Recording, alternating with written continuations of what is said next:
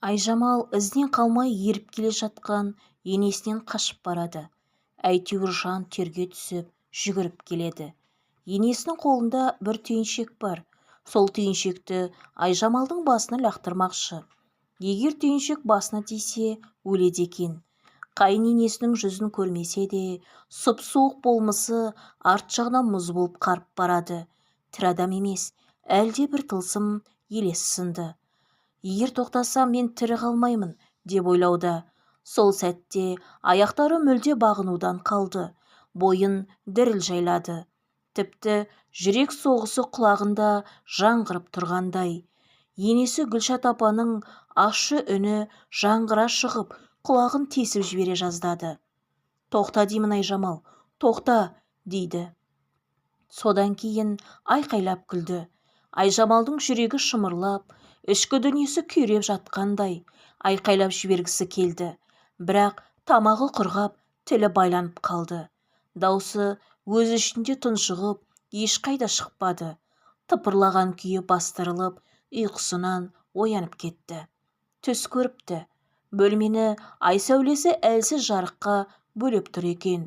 Денесін суық тер басыпты. Көрген түсін неге жорын білмей, жүрегі қатты соғып жатыр. Сол сәтте күйеуі Ерлан орнынан ұшып тұрып, оның иығынан ұстай алды. «Не болды? Бүкіл денең қызып тұр ғой», деді. Айжамал әлі түс пен өңнің арасынан толық шыға алмады. Қорқыныш кеудесін тырнап, өңін алып кеткендей. Ерланның жанында жатқанын түсінсе де, әлі де өзін жалғыз сезінді. Күйеуінің алақаны шындыққа жалғасқан жалғыз арқандай. Соны сезінгенде ғана ішінен «бұл тек түс, тек көрген түсім ғана» деп сыбырлай берді. Таң атып, жарық терезеден молынан төгілгенде, ол орнынан әрең тұрды. Денесін тас басқандай ауыр. Тамағы ашып, сөйлеуге сауқы жоқ. Түннің үрейінен арыла қоймапты әлі. Ас үйде Ерлан қобалжып, ыстық шайын демдеп бермекші. «Бәрі дұрыс па, Айжамал?» деді ол. Қорқынышты түс көрген келіншек жауап қатуға тырысты. Даусы қарлыққан, өзі әлсіз, қимылы баяу. Орнынан әрең тұрып, орындыққа жеткенше аяқтары дір-дір етеді. «Иә, сәл ауырып тұрған сияқтымын», деді ернін жыбырлатып. Бірақ ішінен әлгі дауыс қайта-қайта жаңғыра берді. «Айжамал, не болып жатыр? Сен өзің ұқсамай тұрсың», деді күйеуі. Айнадан өз бейнесіне көз қиығын салды. Аянышты, көзінің асты қарайып, бозарып кеткен. Өң бәрі де түнгі қорқыныштың ізеді. Енесінің ащы үні әлі де құлағында. «Бұл жай ғана түс», деді Айжамал күбірлеп. Бірақ бұл сөз өзін жұбатуға жетпеді. Себебі бұл түс тым шынайы болғандай еді. Ерлан қара шай салынған шыны бокалға ыстық суды құйып, үстіне бір қасық бал араластырып, оны келіншегіне әкеліп берді. Шай иісі буымен бірге үй ішіне жайылып, жылы бір тыныштық орнағандай болды. Айжамал көрпеге оранып, жастыққа сүйеніп отыр еді. Ерлан бокалды оның алдына қойып, «Ішіп ал, ем болып қалар», деді жұмсақ үнмен. Айжамал шайды ала бергенде бір сәт кідіріп қалды. Сұйықтықтың түсі бір түрледі. Қара шай емес, қанқызыл, қара қошқыл анар түсті. Шайға үңіліп еді, тұңғиық бір дүние көз қадап тұрғандай. Ол бір сәтке таңырқап Ерланға қарады. «Шайды қою етіп демдеп жеріппін», деді Ерлан. Айжамал басын изеді. Шайдың бетінде майда көпіршіктер тербеліп тұр. Балдың жұпар иісі басым болса да, белгісіз бір иісте бар еді. Ол кеудесіне тыныс бітіріп, ішін жылытатын секілді. Бір ұрттап ішті. Іші қызды. Бірақ шай тамағынан өткен сәтте бойында әлде бір ауырлық сезілді. Қысқа ғана, бірақ анық. Ол шайдың дәмін айыра алмады. Тәтті ме, ащы ма түсініксіз. Бірақ қазір ол өзіне тыныштық керек екенін білді. Көп ойланып жатуға шамасы да жоқ. Бокалды үстелдің шетіне қойып, аяғын астына жиып, қайта төсегіне жатты. Ерлан үстіне жамылғысын жауып, маңдайынан сүйді де, «Жұмысқа кеттім. Телефоның жаныңда болсын. Кешке қоңырау шалам», деді. Айжамал үнсіз бас изеді. Есіктің жабылған дауысы алыстап, үй іші қайта тыныштыққа көмілді. Шайдың жылуы әлі ішін жылытып тұр, бірақ көкірегінің түбінде бір белгісіз суықтық бар. Ерланы жұмысқа кеткен соң, Айжамал көрпеге қайта оранып, ұйықтап кетті. Қайта оянғанда күн жоғары көтеріліп қалған екен. Жарық үй ішін алтын сәулеге бөлепті. Терезе сыртындағы қоңыр күздің салқын демі перденің астынан кіріп, бөлмені қимастықпен тербетіп тұр. Ас үйге кіргенде ол өзін сәл сергек, бірақ таңғы шайдағы ауыр ойлардың ізі әлі де санасында ілініп тұрғандай сезінді. Тамақ дайындап, көңілін басқаға бұруды ойлады. Қазанға аз ғана май құйып, отқа қойды да ет турауға кірісті. Пышақтың тақтайға тық-тық деген дыбысы үйге тіршілік иісін қайта келгендей. Бір сәттен соң тұз қоспақ болып, сөренің бұрышындағы кішкентай тұз салғышқа қолын созды. Ала бергенде қолы кілт тоқтап қалды. Тұз ыдыста толып тұр. Тіпті шайқалса төгіліп кетердей.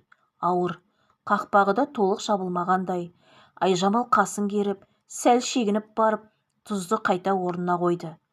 Мен ешқашан мұны толық толтырмайтынмын, деді сыбырлай.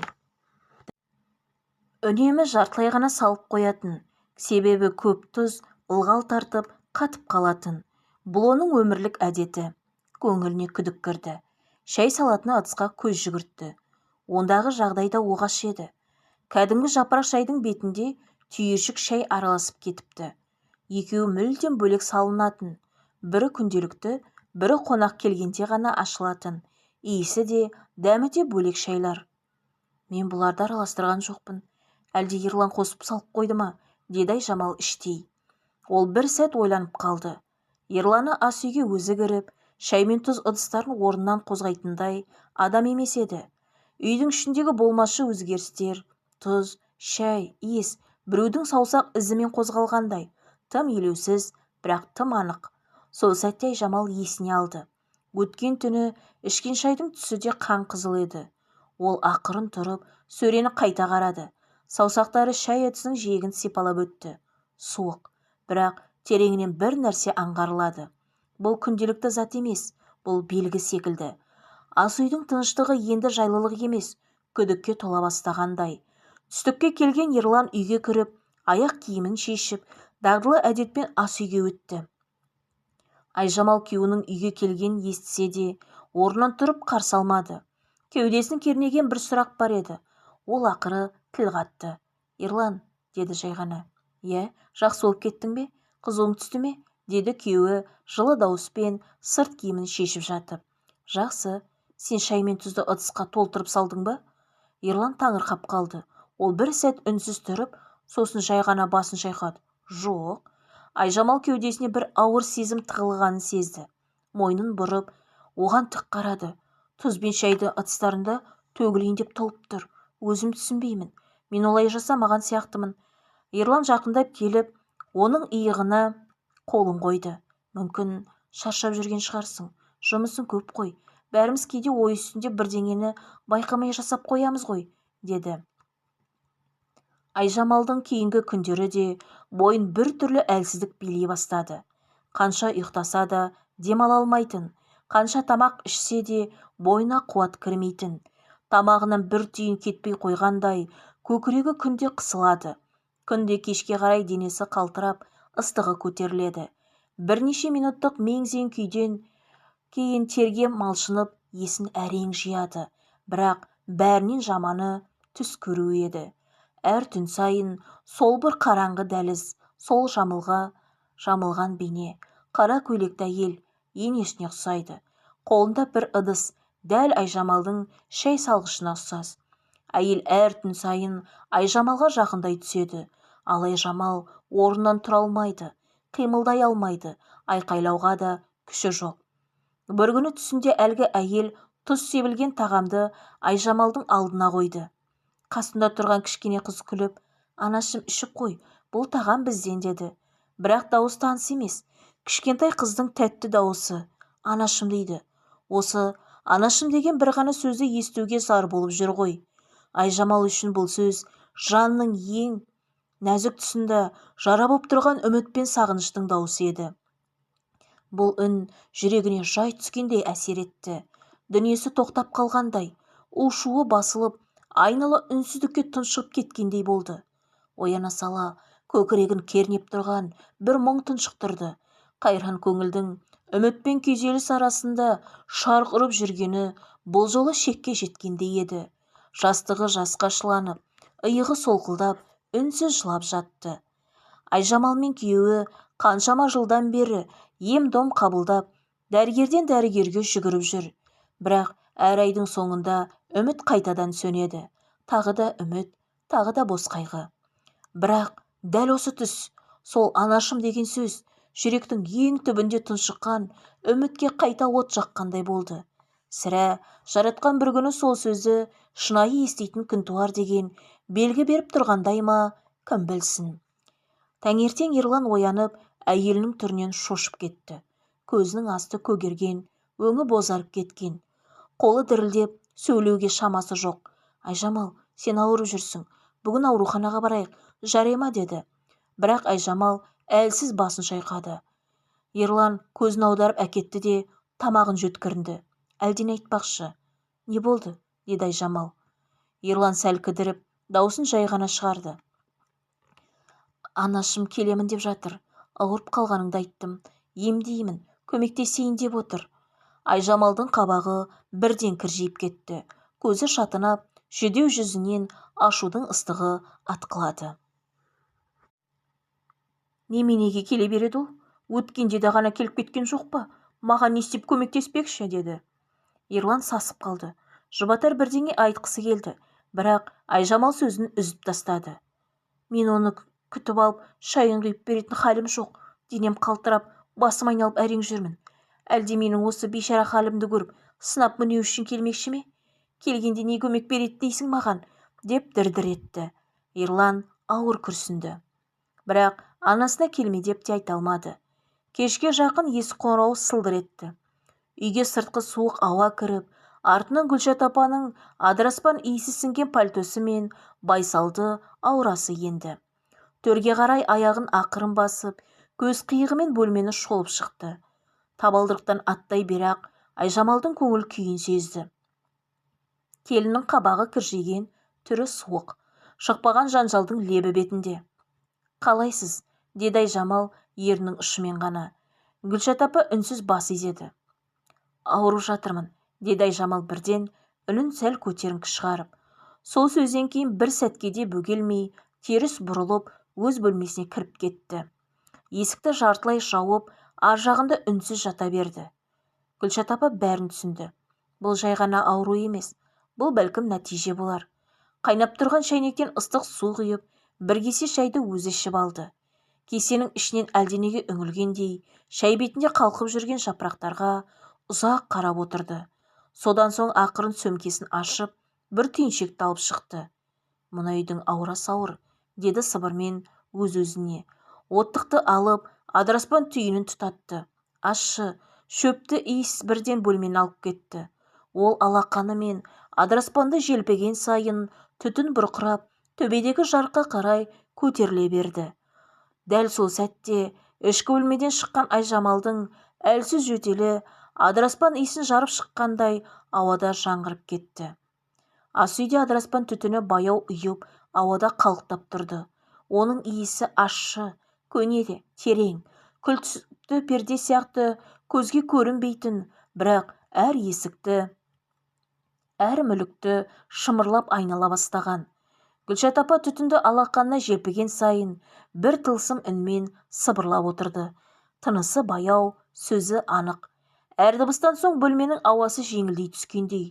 Дәл осы сәтте ас бөлменің есігі сарт ашылып, Айжамал ішке атып кірді. Бет-жүзі қызарып кеткен, көзіне шоқ тұтанғандай. Әлгінде ғана екі бүктетіліп, әрең қозғалған адам енді ұйқысына оянған жыртқыш жануар секілді ашулы еді. Неменен өртеп жатырсыз? Деп шаңқ етті ол. Даусы ащы шықты. Гүлшат апа селт етіп, түтінге оранған бөлмеден келініне қарады. Айжамал болса, ашу үстіне ештеңені аңғармай, терезелерді бірінен соң бірін айқара аша бастады. Не керегі бар осының? Бұл ауыл емес қой. Қалада кім аластап адыраспан тұтатады? Осындай әдетіңізді өз үйіңізде жасасаңыз жетпей ме? Деп сөйлеп жүр. Салқын ауа бөлмеге енді. Бірақ адыраспан иісі әлі басылар емес. Айжамал қолымен ауаны желпіді. Иісі де жаман. Көршілер өрт шығып жатыр деп ойлап, өрт сөндіруші шақырып жүрмесін. Гүлшат апа үнсіз еді. Бірақ көзінде бір салқын ой тұрды. Ол адыраспан шоғын табаққа басып, түтінді тоқтатып, бір сәтке ғана терезеден сыртқа көз тастады. Сосын жай ғана тіл қатты. Көршілер емес, сенің ішіңдегі от мазасызданып жатыр келін. Адыраспан соны оятты.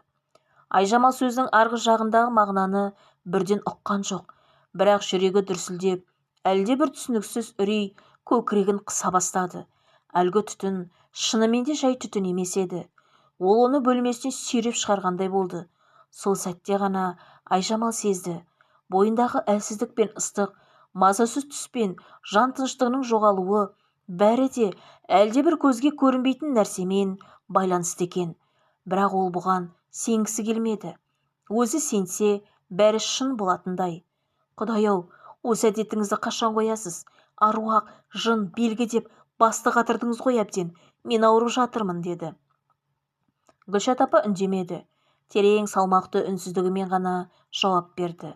Ол бұған дейін де талай жанның жанындағы қараңғылықпен бетпе-бет келген. Бұл соның бір еді. Тек Айжамал әзірге мойындаудан қашып жүр. Айқай мен ащы сөздерден соң бөлме ішін салқын тыныштық басып алды. Айжамал ашуға булығып, қайта төсегіне барып жатып қалды. Бірақ кеудесіндегі діріл мен көкейінде шымырлап қалған бір сезім тынығуға мүмкіндік бермеді. Терезеден кірген жел пердені әлсін-әлсін қозғалса да, бөлмедегі ауа ауыр еді. Сол баяғы адыраспанның иісі, бірақ енді оған күдік пен үрейдің леп араласқандай. Қабырғаның ар жағында ас үйде Гүлшат апа жалғыз еді. Оның аяғына киген сүйретпені сүйреп, ары-бері жүруі, шәйнектің жай қайнауы бәрі Айжамалдың құлағына жетіп тұр. Кенет тық-тық еткен әлсіз дыбыс естілді. Біреудің телефон теріп отырған секілді. Артынша аса жұмсақ, бірақ анық естілетін дауыс шықты. Сыбырмен сөйлеп тұр. Ауырып қалыпты. Иә, дәл солай. Келдім, деді таныс, бірақ беймаза үнмен Гүлшат. Айжамал елең ете қалды. Демін ішіне тартып, үнсіз тыңдай берді. Құлағын қабырғаға тосты. Қаланың жұқа қабырғасы құпияның кілтеді. Шай ма? Ішкен ғой. Тұзды да пайдаланған болу керек. Қазір көрейін. Иә, уақыт керек пе? Түсіндім. Білмеу керек пе? Жарайды, деп отыр. Айжамалдың жүрегі дүрсілдеп кетті. Не туралы айтып отыр? Бұл кіммен сөйлесіп отыр өзі? Деп тыңдауын жалғастырды. Мен бүгін осында қонамын. Ертең қайтамын. Нәтижесін көреміз. Сосын барып жаңалап оқытып аламын, дейді. Сөздердің әр үзігі, әр кідірісі Айжамалдың бойына ине болып қадала берді. Енді ол тек күдіктеніп емес, жанын шымырлатқан қорқынышпен тыңдап жатты. Көздері алайып кеткен. Денесіне суық тер жүгіріп шықты. Бір көйлегін дейсің бе? Көйлегін алып кету қалай болады екен? Жақсы, әрекет етемін. Білдірмеуім керек қой, деп отыр енесі. Соңғы сөз Айжамалға оқ болып қадалды. Ол бір сәт төсекте қатып қалғандай жатты. Демі тарылып, көкірегі сығыла түсті. Не болып жатыр? Мен туралы айтып отыр ма? Оқытып аламын деді ме? Көйлегімді? Деген сауалдар мидың ішінде өрт болып жанып жатты.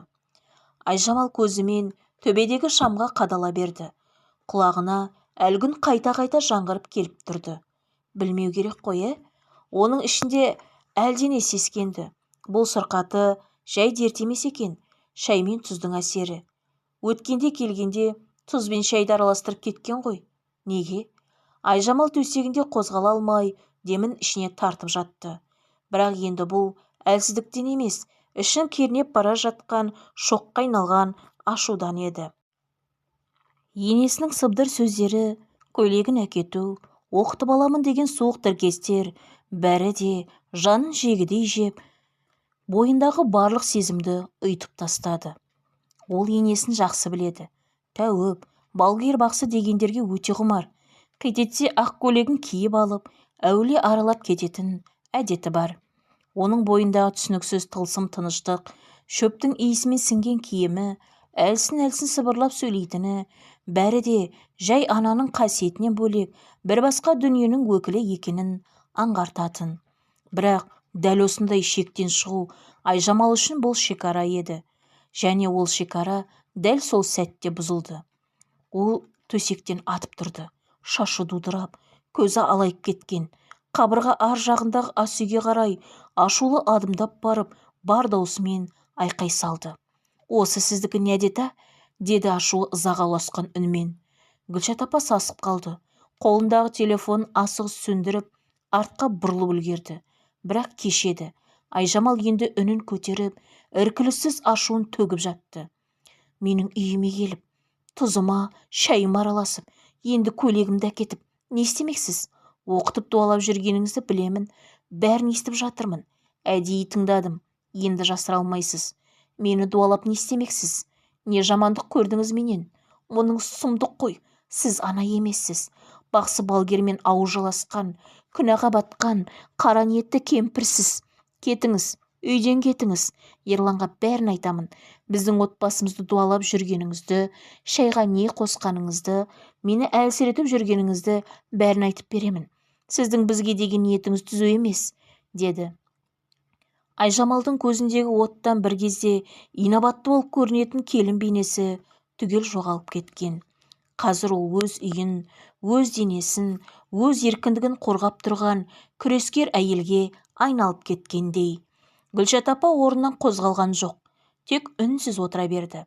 Бірақ оның көзіне әлсіздік емес, бір өзгеше мұң ұялағандай, жауап қайтаруға асықпады. Бұл үнсіздік мойындауда емес, ақталуда емес. Бұл бір шешілмей келе жатқан құпияның қақпағының сәл ашылған сәт еді.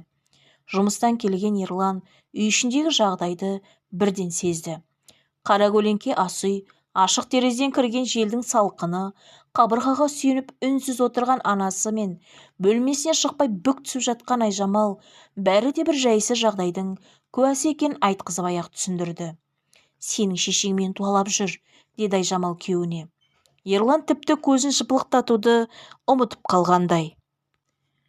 Бір сәт ол ештеңені түсінбей қарап тұрды.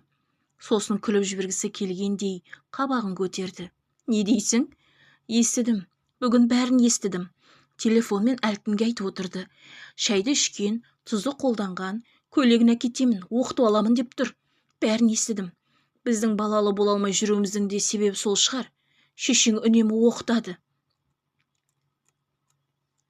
Екеуміз ажыратқысы келетін шығар, деді Айжамал түкірігі шашырай. Ерлан енді шын мәнінде абдырап қалды. Көз жанарын шешесіне, сосын Айжамалға кезекпен бұрды. Анашым, келінің не айтып тұр? Мен түсінбедім. Не болып жатыр, деді. Гүлшат апа демін ішке тартып сәл кідірді. Көзін төмен түсіріп. Балам, мен тек көмектескім келді. Адамның бойына кейде көз тисе, сөз тисе әлі кетеді. Мен тек өзімше қорғағым келді. Қорғау ма? Деп жұлып алғандай болды Айжамал. Көйлек әкетіп, біреулерге оқталам дегеніңіз. Қорғау ма? Шай мен тұзға қол сұғуыңыз. Қамқорлық па? Мен бұлай қорғанғым келмейді. Гүлшаттың жүзіне көлеңке түсті. Ерлан әлі үнсіз. Ол екі оттың арасында тұрған адам. Бірі анасы, бірі әйелі. Бірі өзін өсірген, бірі жанжары. Шешеңнің сенетін жолы сол шығар, деді Айжамал енді даусын сәл бәсеңдетіп. Бірақ мен оған сенбеймін. Ең сорақысы, менің рұқсатымсыз, менің жан дүнием араласқаны. Бөлмеге ауыр тыныштық тағы да оралды. Бұл жолы ешкім бұзуға батылы жетпей тұрды. Айжамал қабырғаға сүйеніп тұрып, ақырын ғана сыбырлап, мен ауру емеспін, мен әлсіз емеспін. Көз, сөз, бойдағы зиян дегендерге сенбеймін, деді. Гүлшат апа кетуге жинала бастады. Сыртқы есіктің алдында сәл аялдады да, Айжамал, сен менің баламның таңдаусың, бірақ мен сен туралы бір нәрсе білдім, деді. Айжамал үнсіз тұра берді. Ерлан да қозғалған жоқ. Екеуіне де бұл сөздер аяқталмаған әңгіменің басы секілді естілді. Мен сенің бойыңда зиян бар екенін білдім. Бұны бір көріпкел айтты. Жай көз, жай сөз емес. Оны тазаламаса, дене әлсірейді, рух жүдейді, деді. Сол үшін шай мен тұзды оқытып алдым. Сүрелермен, аяттармен. Оның ешқандай зияны жоқ. Жай ғана тазаратын едіңдер. Сенің қазір ауырып, беймаза күй кешіп жатқаның, бойың зияндардан тазарып жатыр, жаңарып жатсың деді. Айжамалдың денесі тітіркеніп кетті. Бірақ бұл жол айқайламады. Гүлшат апа сөзін жалғастырды. Сен неге балалы болмай жүр деп ойлайсың? Дәрігерден дәрігерге барып, бәрі жақсы деп қайттыңдар, бірақ еш нәтиже жоқ. Себебі бұл пешенедегі жазу емес, бойдағы зиянның кесірі. Сол зиянды кетіргім келген еді. Жолдарыңды тазартқым келген еді. Мен немере сүйгім келді. Сендердің сәби ескеп, ата-ана болғандарыңды қалаймын. Мен ештеңе бүлдіргім келген жоқ. Қайта сендердің бақтарың ашылса екен дедім. Егер сенбесеңдер тұзбен шай төгіп тастаңдар. Бірақ менікі жаман ой емес еді, деді сөзін жалғап. Гүлшат апа бұл сөзді соңғы рет айтып тұрғандай еді. Артқа бұрылды да есікке беттеді. Кетіп бара жатып, тек бір ауыз сөз тастады. Ары қарай не істейтін өздерің біліңдер. Ал мен енді араласпаймын деді. Сыртқы есік жабылған соң Айжамал жұлқынып жүріп, шай мен тұзды төгіп тастады. Енесі кеткен соң ішіндегі қордаланған ашу бұрқ етіп жарық шықты. Жан-жақтағы құрбылары мен төркін жұртына бар шындықты жайып салды. Жоқ, шай ғана айтып қойған жоқ. Әр сөзін ащы ішектей созып, әр оқиғаны қорқынышты фильмдей жеткізді. Енесін әбден жамандап алған соң бір жеңілдеп алғандай болды. Күйеуі Ерланға да: ауыл қиындаттап баспаймын. Шеше керек болса өзің барып араласа бер. Менің үйінің табалдырығын аттамайтын болсын шешең. Көргім келмейді осы сенің туыстарыңды. Солар келсе-ақ бір бәлеге ұшыраймыз, деп бұрқылдап алды. Уақыт өтіп жатты. Бір күні Айжамал түске таман ас үйде тамақ әзірлеп жүрген еді. Қазанға қыздырған майды құйып, ет салмақ болған еді. Кенеттен ащы иіс тұмсығына бір-ақ ұрып, жүрегі лоқси жөнелді. Жүрегі айнып, дереу терезені ашуға ұмтылды. Бұл не болды өзі? Деді ішінен абдырап. Басында мән бермеді. Бірақ 2-3 күннің ішінде сол жағдай тағы қайталанды. Таңертең шай ішпек болып, жұмыртқа қуырмақ болды. Тағы да көңіл айнып лоқсыды. Құдай-ау, асқазаныма бірдеңе болған шығар, деп күбірледі. Ақыры жанын қоярға жер таппай, емханаға барып тексерілді. Дәрігерінің көзі күлімдеп, үнсіз қағазға бірдеңе түртіп отырды. Сәлден соң баяу ғана: құттықтаймын Айжамал, шөктісіз деді. Әуелде құлағына сенбей қалды. Қалай, шынымен бе? Деді Айжамал көздері бақырайып. Жүрегі дүрсілдеп, көз алды тұманданып кетті. Жүзіне жылу жайылып, кеудесіне қуанышпен бірге сенімсіздік араласып толқып кетті. Осы сыртқа шыққанда күн ерекше жылы күліп тұрғандай көрінді. Аспан мүлде бұрынғыдай емес, биіктеп кеткендей. Айналадағы әр тал, әр дауыс бәрі өзгеше естіліп, дәл сол сәтте өмір жаңадан басталғандай сезілді. Сол түсімдегі үн, анашым деген сөз бекер естілмеген екен ғой, деп сыбырлады ол. Айжамал телефонды қолына алған бойда жүрегі дүрсілдеп, бір сәт кідіріп қалды. Қуаныш пен қобалжу, сенім мен қорқыныш аралас сезімдер бойын билеп, саусақтары дірілдеп тұрды. Терең тыныс алып, Ерланға қоңырау шалды. Біз балалы боламыз, деді сыбырлай сөйлеп, дауысы дірілдеп шықты. Телефонның арғы жағында үнсіздік орнады. Сосын Ерланның тұншығып шыққан дауысы естілді. Шынымен бе? Айжамал рас па деді. Иә, бүгін дәрігерге барғам. Шын екен. Осы сөзді естіген Ерлан жұмыс үстелінен атып тұрып, тіпті бастығына да бір ауыз сөз айтпастан сыртқа ұмтылды. Жол бойы көлікке отырып, қала ішінде жарыспай-ақ, бірақ жүрегі алға қарай жүгіріп тұрғандай асығып жетті. Есікті ашқанда Айжамалдың көзі жасаурап, әлсіз жымиып тұрғанын көріп, ол бір сәтке тоқтап қалды. Сосын екеуі үнсіз құшақтасты. Сол құшақта бүкіл жылдар бойғы күрес, үміт, уайым бәрі бір сәтте тарқап кеткендей болды. Кешке екеуі қала шетіндегі шағын, бірақ жылы атмосфералы дәмханаға барды. Бұрын ондай жерлерге бірге жиі бармайтын, бірақ бұл күн ерекше еді. Бұл күн олардың арманы шындыққа айналған күн. Екеуі қарама-қарсы отырып, асыға шай мен тәттіге тапсырыс берді. Кәдімгі торттың дәмі де сол кеште өзгеше болып көрінді.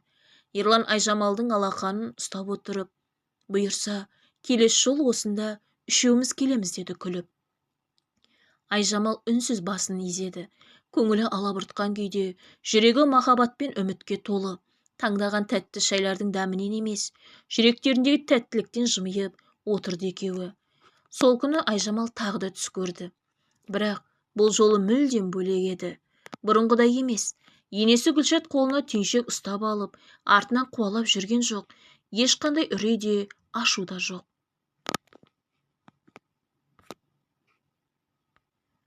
Жай ғана аласы үстелдің ар жағында күлімсіреп қарап отыр екен.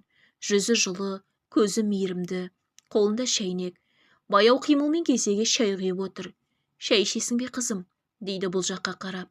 Сөйтті де Айжамалға жайлап кесесін ұсынды. Кесенің іші толы шай, буы бұрқырап, тәтті иіс шығып тұр. Айжамал бір сәтке кідіріп барып, кесені ала бергенде түн ортасында оянып кетті. Жүрегі тарсылдап соғып жатыр. Төсекке арқасын сүйеп отырып қалды. Бұл түс өзгеше еді. Бұл татуласудың, кешірімнің, іштей босап жеңілдеудің белгісі тәрізді. Айжамал бұл түстің жай ғана бейсананың ойыны емес екенін анық сезді. Бұл жай көрініс емес, аян еді. Жүрегіне тыныштық ұялаған. Кеше көрген күлкісі жылы, жүзі нұрлы Гүлшат ана бір кездері ішіне тұнып тұрған реніштің, кек пен өкпенің тарай бастағанын білдіргендей. Осы бір түс көп нәрсенің жауабын үнсіз ғана жеткізіп бергендей болды. Қаралы көлеңке ғайып болып, жүректегі мұз ери бастады. Мейірімге орын босаса, ескі жараның өзі де ақырын жазыла бастайтыны рас екен. Таң ата көзін ашқанда, жарық бөлме ерекше жылы нұрға бөленіп тұрғандай көрінді. Айжамал үнсіз біраз отырды. Сосын жаймен Ерланның иығына қолын қойып оятты. «Мен бір шешімге келдім», деді ақырын. Ерлан таңдана қарады. «Не болды?» «Ауылға барайықшы. Апама сый-сияпат апарып, өз қолмен шай дайындап бергім келеді», деді. Ерлан біраз үнсіз қалды. Оның жүзінде таңданыс пен ризашылық араласқан сезім ойнап тұрды. Айжамалдың бұл сөзі екеуінің арасына бұрын айтылмай жүрген, бірақ екеуіне де ауыр салмақ түсіріп келген бір тастың орнын жеңілдеткендей болды. «Шын айтасың ба?» деді ол жай ғана. Айжамал басын изеді. Көзінде нық сенім бар. Бұл мойындау емес, бұл өсу. Бұл реніштің орнын рахыммен алмастыру. Бұл ана болуға дайын әйелдің жүрегін тазартқан кешірім еді. Сол күннен бастап Айжамал үшін бәрі өзгерді. Енесінің ниеті түзу екеніне көз жеткізіп, алғыс айту үшін ауылға жеткенше асықты. Айжамалдың жүкті болуы, енесінің тұз бен шайды оқытып бергеннің әсері ме екен, жоқ әлде жай ғана сәйкестік пе? Сіз қалай ойлайсыз, тыңдарман?